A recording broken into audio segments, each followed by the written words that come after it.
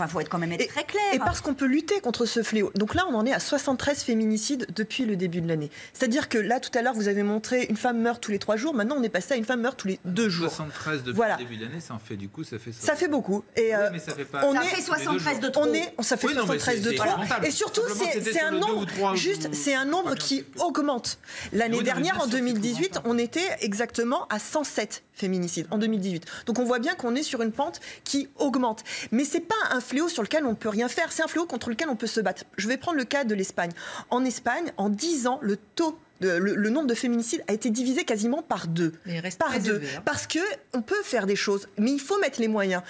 On va comparer. Il y a eu des mesures qui ont été prises, mais qui sont insuffisantes. Je pense aux téléphones, vous savez, ces téléphones grave danger. 3 000 que les femmes en France, peuvent... 10 000 en Espagne. Exactement. Il n'y en a que 3 000 en France, il y en a 10 000 en Espagne. On pourrait faire comme ça la comparaison et voir le manque de moyens qu'on met derrière.